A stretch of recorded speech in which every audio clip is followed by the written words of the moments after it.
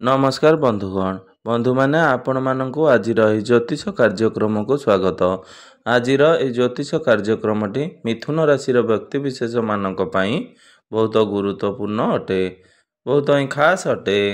कारण यही होली बा दोल पूर्णिमा परठारु आपणकर जीवन में गोटे बहुत बड़ परिवर्तन होगापाई जाऊँगी।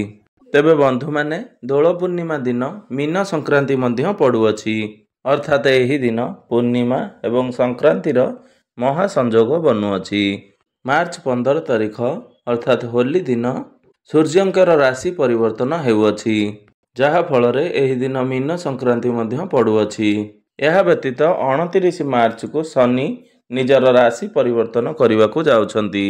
आपण माने जानि थांती जे शनिदेव गोटिए राशि रे 2.5 वर्ष पर्यंत रही थांती। तो 2.5 वर्ष पर शनि कुंभ राशि मीन राशि को प्रवेश करने को जाउछंती। तेबे सूर्य एवं शनिकर राशि परिवर्तन फल रे एही दोल पूर्णिमा परठारु आपण मानकर जीवन रे एक बड़ परिवर्तन हेबा पई जाउअछि। तेबे एही दोल पूर्णिमा परे आपणकर जीवन रे केउ सब बड़ परिवर्तन हेबो बा बड़ घटना मान घटिबाकू जाउछि से विषय रे जानिबा पई आपण भिडियोटी को स्किप न करी थरे मात्र शेष पर्यंत निश्चिंत देखंतु। एवं जदि आपण मानकर भी मिथुन राशि होइथाए तेबे भिडियोटी को गोटे लाइक करी चैनल टी को सब्सक्राइब कर दियंतु। एवं आपण माने जदि सच्चा हृदय रे ईश्वर को भक्ति करुथांती, विश्वास करुथांती, तेबे भक्ति एवं श्रद्धार सहित कमेंट बॉक्स रे जय श्री कृष्ण अवश्य लिखि दियंतु। तेबे बंधु माने आसंतु आरंभ करिबा आज रही कार्यक्रम को, जहा कि जन्म राशि एवं चंद्र राशि उपरे संपूर्ण आधारित अटे। एही दोल पूर्णिमा परठारु आपणकर स्वास्थ्य, शिक्षा, प्रेम संपर्क, वैवाहिक जीवन, भाग्य, क्यारियर एवं व्यापार वाणिज्यर स्थिति किपरि रहिछि से विषय रे आमे माने विस्तार भाव रे आलोचना करिबा। तेबे बंधु माने राशि चक्रर 12 गोटी राशि मध्यरु तृतीय राशि हेउछि मिथुन राशि। तेबे बंधु माने सर्वप्रथमे जानि नेबा नवग्रहंकर स्थिति किपरि रहिछि एही होली बा दोल पूर्णिमा परठारु। मंगल आपणकर प्रथम भाव रे विराजमान अछंती, केतु आपणकर चतुर्थ भाव रे विराजमान अछंती, शनि एवं सूर्य आपणकर नवम भाव रे विराजमान अछंती। तो 15 मार्च ठारू सूर्य आपणकर दशम भाव को चलन करिवे। राहु, शुक्र, बुध आपणकर दशम भाव रे विराजमान अछंती एवं देवगुरु बृहस्पति आपणकर द्वादश भाव रे विराजमान अछंती।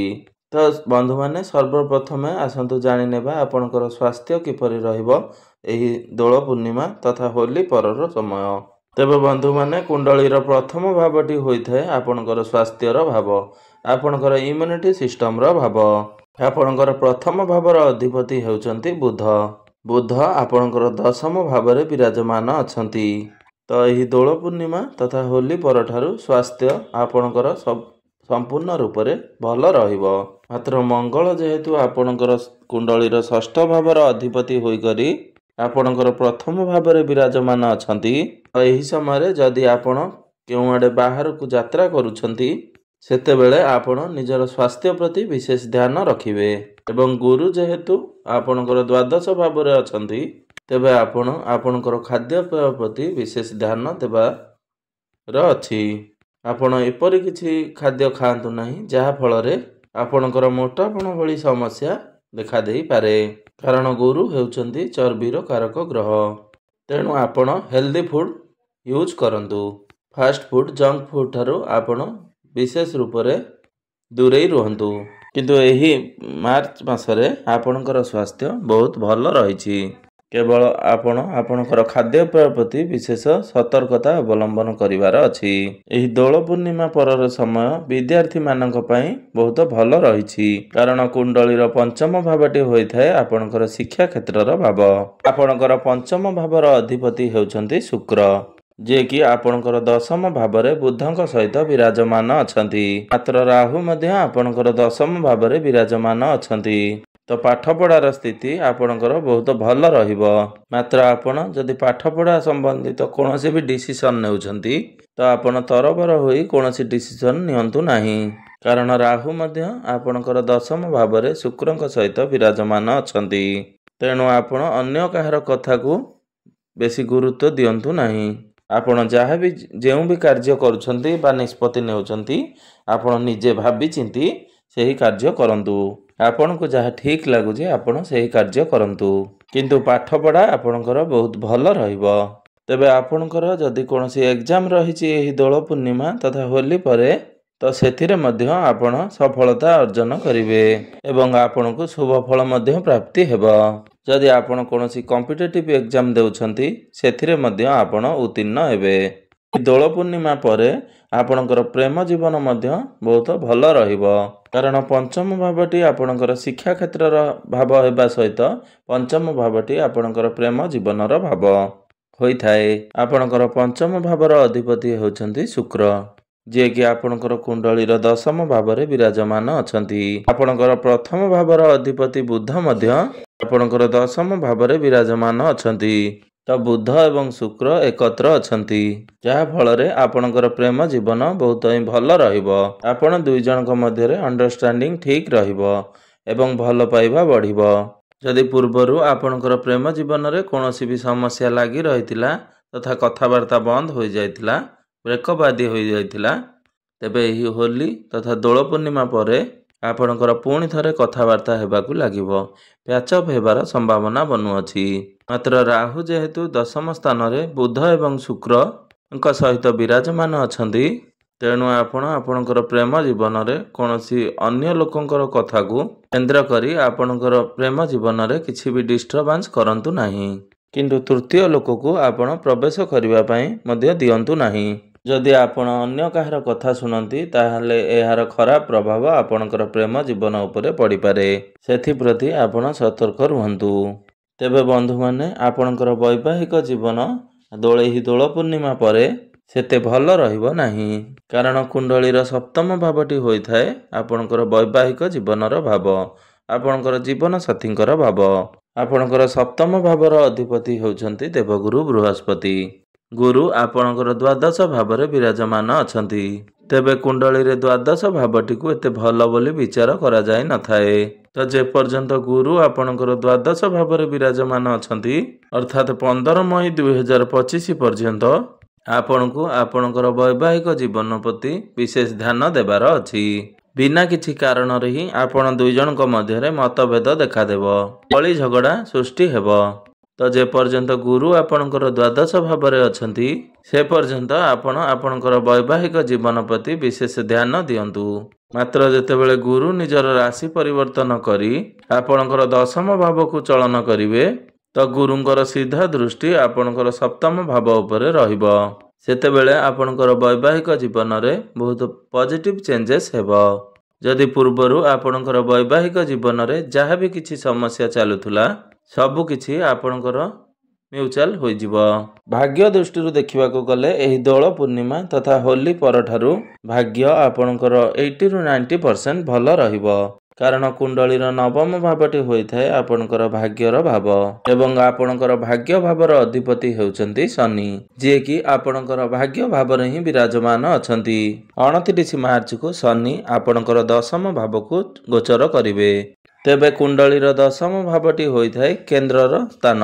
ତ ଆପଣଙ୍କର ଶନି ନବମ ଭାବର ସ୍ୱାମୀ ହୋଇ ଆପଣଙ୍କର କେନ୍ଦ୍ର ସ୍ଥାନରେ ବିରାଜମାନ କରିବେ। ତ ସେ ସେଠାରେ ରହି କେନ୍ଦ୍ର ତ୍ରିକୋଣ ରାଜଯୋଗର ନିର୍ମାଣ କରିବେ। ତ ଯାହା ଫଳରେ ଆପଣଙ୍କର ଭାଗ୍ୟ ମଧ୍ୟ ପୂର୍ଣ୍ଣ ମାତ୍ରାରେ ଭଲ ରହିବ। ଆପଣଙ୍କୁ ସମ୍ପୂର୍ଣ୍ଣ ଭାବରେ ଭାଗ୍ୟର ସାଥ ମିଳିବ। ତ ଯଦି ଆପଣ ବଡ଼ ଇନଭେଷ୍ଟମେଣ୍ଟ କରିବାକୁ ଚାହୁଁଛନ୍ତି, କୌଣସି ବଡ଼ କାର୍ଯ୍ୟର ଆୟୋଜନ କରିବାକୁ ଚାହୁଁଛନ୍ତି, ଆପଣ କିଛି ଡିସିସନ୍ ନେବାକୁ ଚାହୁଁଛନ୍ତି, କୌଣସି ବଡ଼ ଜିନିଷର କିଣାକିଣି କରିବାକୁ ଚାହୁଁଛନ୍ତି, ତ ପ୍ରତ୍ୟେକଟି କ୍ଷେତ୍ରରେ ଆପଣଙ୍କୁ ଆପଣଙ୍କର ଭାଗ୍ୟର ସାଥ ମିଳିବ। ଆପଣଙ୍କର କାର୍ଯ୍ୟକ୍ଷେତ୍ର ମଧ୍ୟ ଏହି ଦୋଳ ପୂର୍ଣ୍ଣିମା ପରେ ବହୁତ ଭଲ ରହିବ। ତ କୁଣ୍ଡଳୀର ଦଶମ ଭାବଟି ହୋଇଥାଏ ଆପଣଙ୍କର କ୍ୟାରିୟରର ଭାବ, ଆପଣଙ୍କର କାର୍ଯ୍ୟକ୍ଷେତ୍ରର ଭାବ। ଆପଣଙ୍କର ଦଶମ ଭାବରେ ଦୁଇଟି ପ୍ରମୁଖ ଶୁଭ ଗ୍ରହ ବିରାଜମାନ ଅଛନ୍ତି, ବୁଧ ଏବଂ ଶୁକ୍ର। ତ ଯାହା ଫଳରେ ଆପଣଙ୍କୁ ଆପଣଙ୍କର କ୍ୟାରିୟରରେ ଆଚିଭମେଣ୍ଟ ମିଳିବ। ଆପଣ ନିଜର କାର୍ଯ୍ୟକୁ ନେଇ ପ୍ରଶଂସିତ ହେବେ। ତେବେ ଆପଣଙ୍କର ଦଶମ ଭାବରେ ରାହୁ ମଧ୍ୟ ବିରାଜମାନ ଅଛନ୍ତି। ସେଥିପାଇଁ ବେଳେବେଳେ ଆପଣଙ୍କ ମଧ୍ୟରେ ଅସନ୍ତୁଷ୍ଟି ଦେଖାଦେଇପାରେ। ଆପଣଙ୍କର ଦଶମ ଭାବର ଅଧିପତି ଦେବଗୁରୁ ବୃହସ୍ପତି ମଧ୍ୟ ଆପଣଙ୍କର ଦ୍ୱାଦଶ ଭାବରେ ବିରାଜମାନ ଅଛନ୍ତି। ସେଥିପାଇଁ ଆପଣ ଅଯଥା କଥାକୁ ନେଇ କାହା ସହିତ ଯୁକ୍ତିତର୍କ କରନ୍ତୁ ନାହିଁ କିମ୍ବା ନିଜର ଶତ୍ରୁ ସୃଷ୍ଟି କରନ୍ତୁ ନାହିଁ। ଆପଣ ଯେତେ ପାରିବେ ଶାନ୍ତ ରହିବା ପାଇଁ ଚେଷ୍ଟା କରନ୍ତୁ ଏବଂ ନମ୍ର ରହିବାକୁ ଚେଷ୍ଟା କରନ୍ତୁ। ନିଜର ମାଇଣ୍ଡକୁ ଯେତେ ପାରିବେ ଶାନ୍ତ ରଖନ୍ତୁ।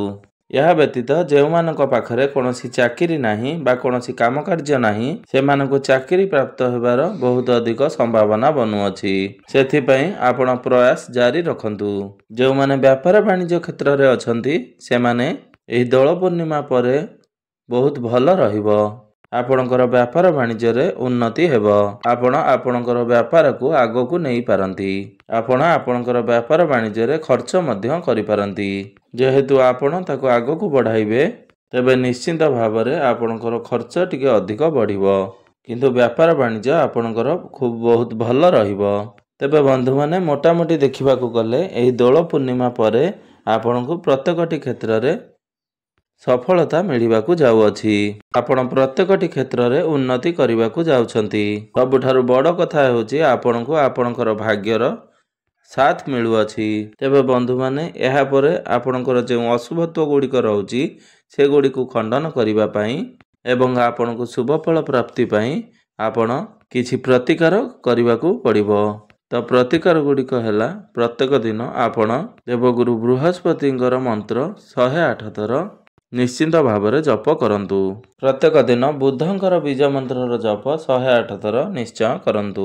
ଆପଣ ପ୍ରତ୍ୟେକ ଦିନ ହନୁମାନ ଚାଳିଶାର ପାଠ ନିଶ୍ଚୟ କରନ୍ତୁ। ପ୍ରତ୍ୟେକ ଦିନ ଆପଣ ଉଦିତ ସୂର୍ଯ୍ୟଙ୍କୁ ତମ୍ବା ପାତ୍ରରେ ଜଳାର୍ଘ୍ୟ ଅର୍ପଣ କରନ୍ତୁ। ଆପଣଙ୍କୁ ଶୁଭଫଳ ପ୍ରାପ୍ତି ହେବ। ନିଶ୍ଚିନ୍ତ ଭାବରେ ଆପଣଙ୍କର ଭାଗ୍ୟରେ ଉନ୍ନତି ଆସିବ। ତେବେ ବନ୍ଧୁମାନେ, ଆପଣଙ୍କର ଜୀବନ ମଙ୍ଗଳମୟ ହେଉ, ଏହା ହିଁ ଈଶ୍ୱରଙ୍କ ନିକଟରେ ମୋର ଏତିକି କାମନା। ଧନ୍ୟବାଦ।